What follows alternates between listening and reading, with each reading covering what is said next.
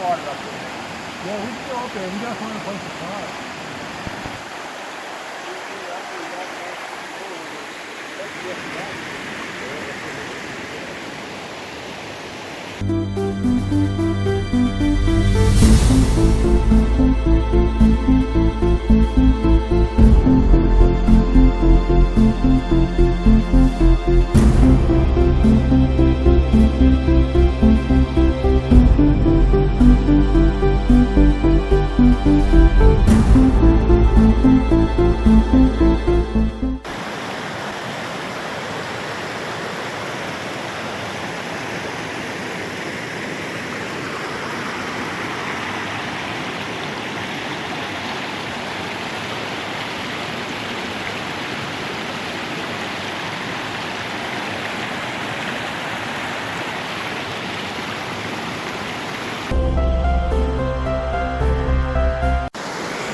Here we are, the raging river.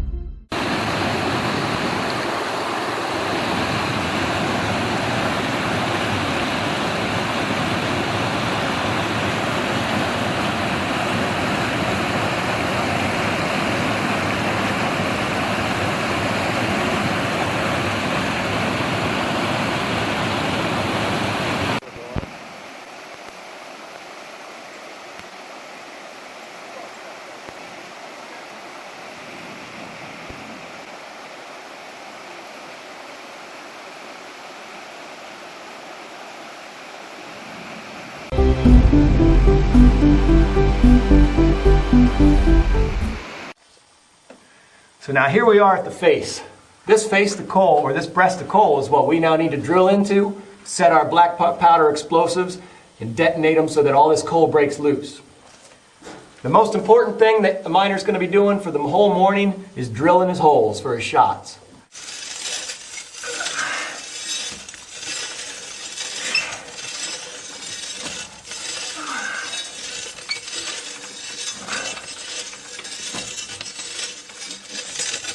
All right.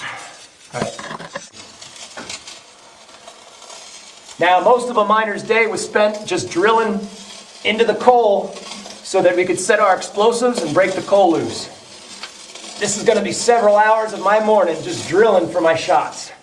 Okay, we withdraw the hand geiger. Now, we're going to be setting our black powder explosives into these holes. Miners were required to pay for their own black powder. My wife's often the one that makes up these shots for me. It's wax paper wrapped around a black powder charge. Will you get me my tampon bar? I'm going to put my black powder up into the hole. I'm going to take my copper-tipped tampon bar or wooden tampon bar, and I'm going to pack it up in that hole. And then I'm going to be taking fistfuls of dirt and clay off the mine floor and pack it up in that hole. Jim, will you get me my needle? Now, I'm going to insert my needle all the way to the back of the hole before I've tamped it the whole way shut. And I'm going to puncture my explosive so that a little bit of black powder is going to leak out of there. And I'm going to put some more clay and dirt up in the hole and tamp it shut. And I'm going to keep doing that until my hole is totally packed shut the whole way out. And the reason I'm doing that, when I detonate this explosive, I don't want the explosion to just shoot out of the hole. I want the explosion to be trapped and to break the coal loose. Once my hole's totally packed, I'm going to carefully withdraw the needle.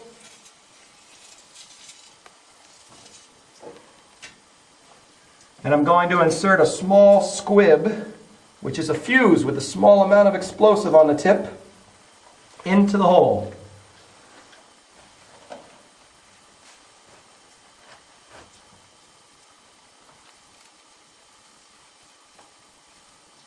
Now, I'm not ready to detonate yet. I have to warn all the other miners down in the pit with me that I'm about to set off my black powder. Fire in the hole! Fire in the hole! Fire in the hole! Jim, you ready?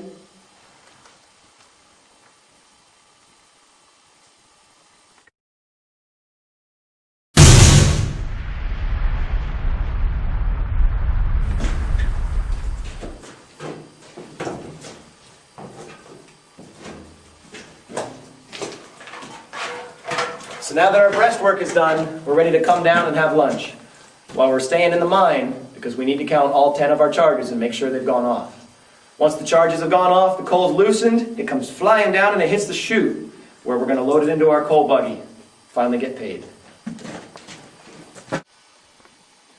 Now here we are in the gangway. This is where we're going to take the coal that we blasted up on the pitch, load it out of our wooden chute, and load it into our coal car where it can be shipped out of the mine. Now, down in the mine, there's going to be several jobs. You've got a miner with papers. He's up in the pitch. He's the man that's doing the breastwork. He's going to be setting timbers for the next charge. Now, down in the gangway, you're going to have some laborers. You're going to have miners' helpers loading the mine car. You're going to have mule boys. You're going to have spraggers. There's a whole series of jobs that could have been found down in the gangway. Now, you as the miner, you only get paid for the coal you produce. So down here in the gangway, you want to make sure that your 4-ton coal car has 4 tons of coal, not slate. For when your coal gets to the surface, they're going to know it's your coal because you put your individual ID tag on the front of your coal car, hooked it on the front.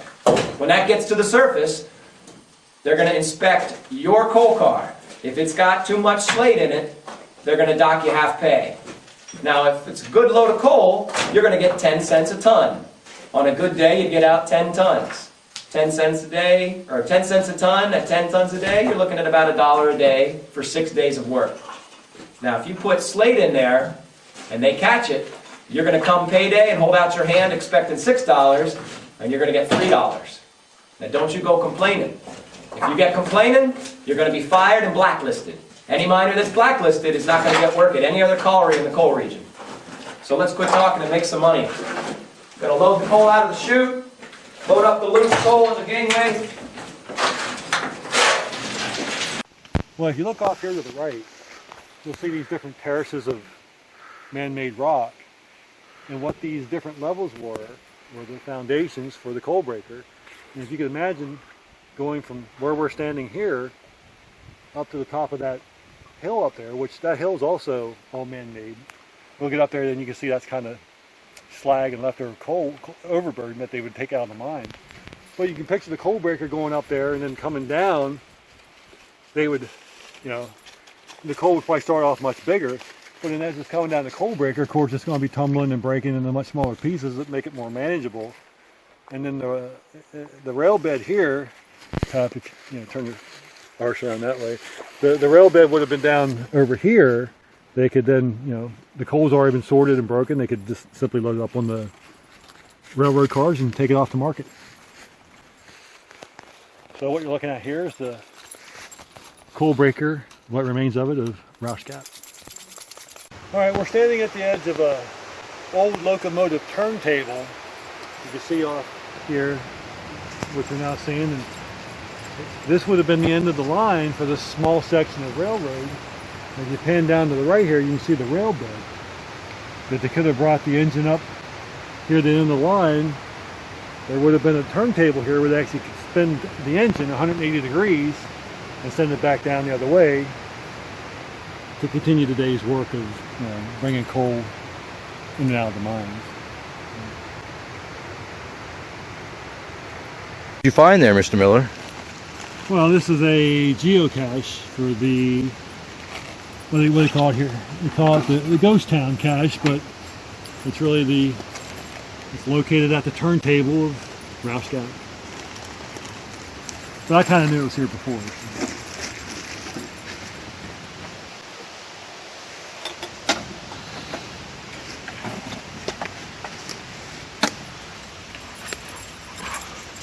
Where was it? Under the center here.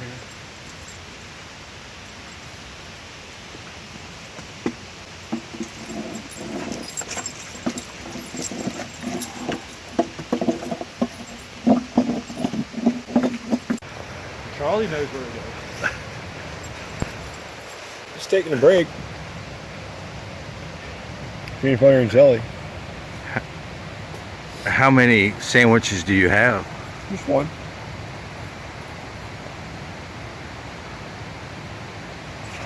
You need fuel. You can't. A car doesn't run on an empty tank. Well, maybe you should just have charged your battery. But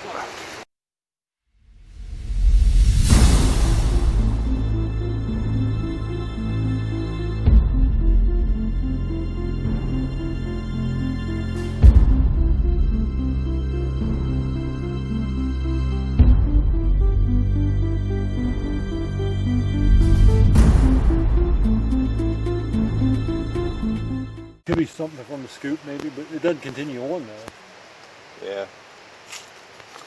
And you figure coal's all going to be organic material anyway. But this is what we were saying during the Depression era. I could see why people would be out here. Heck, this stuff you can just pick up without even having to go in the mine.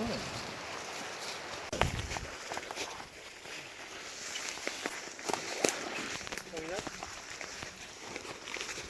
that's almost bedrock there, I guess. That's a sheet of coal that ran between that bedrock there and over here. And they just followed it all the way back to the far as it could go. Yeah. I guess the coal in it. I see how dark it is. But like you said over there. Like, I wonder if that's just what they were digging.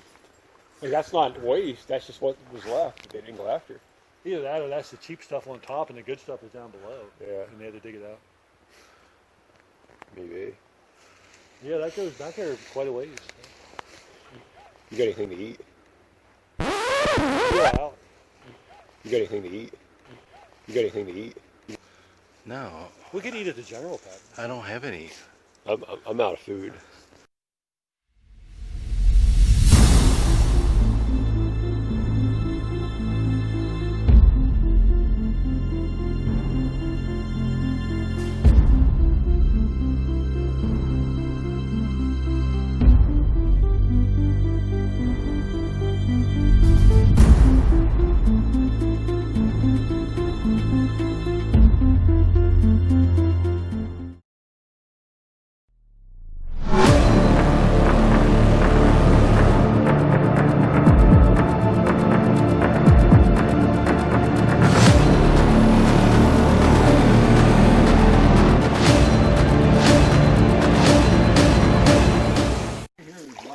Damn the torpedoes.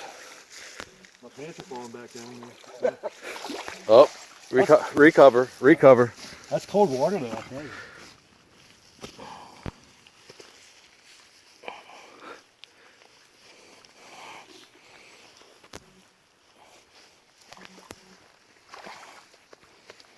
That is cold.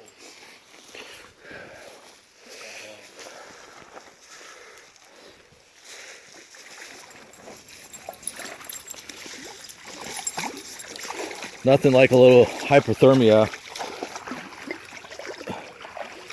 Woo! Oh my goodness.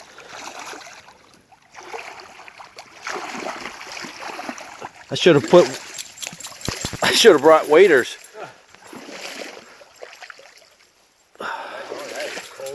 Oh my God. Holy crap. Oh, that is like painful.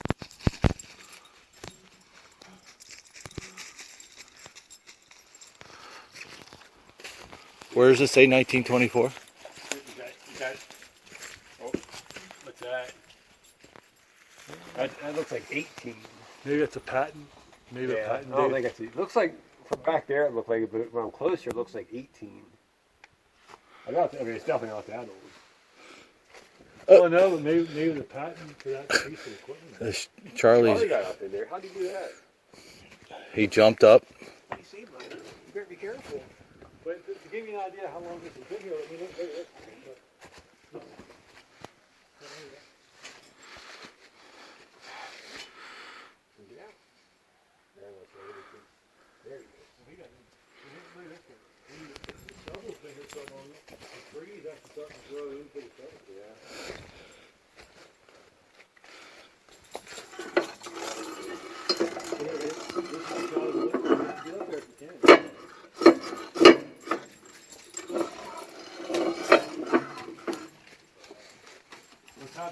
I'd like to have a picture of you standing like right here.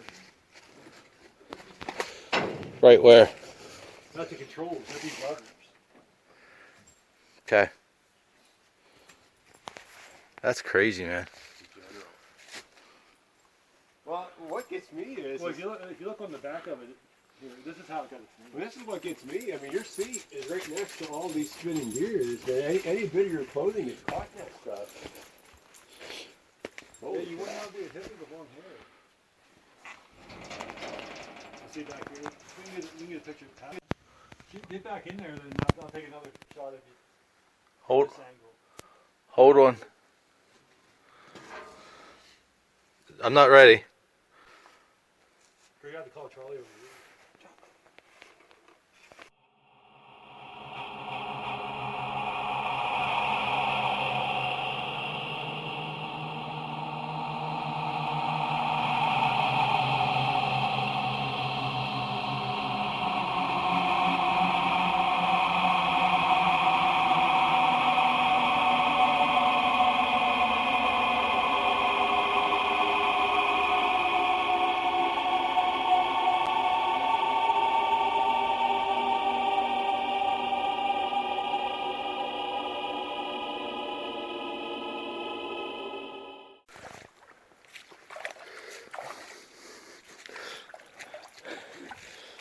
Hey, why don't you guys just stop out in the middle, and I'll take your picture.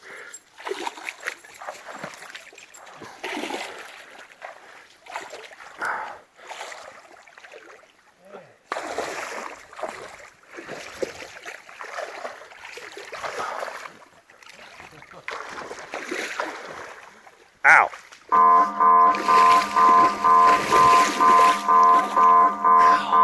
Stubbed my toe on a rock. Well, how do you feel it? It hurt.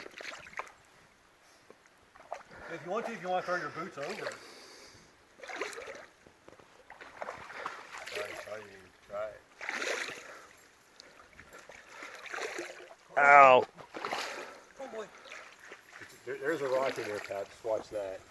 You're right at it, I think. Ooh. Oh, I'm fine. Just they're cold. We were out earlier with that turntable and the bridge piers. That side rail line, that spur, joins into the main line right here. And then as we get on up here, then you'll see how it diverges and goes further and further away from the main line and heads up towards the gold mine area and the coal mines of Rausch Gap. Cut. You got anything to eat? Are you all out? No, We could eat at the general, Pat. I don't have any. I'm out of food.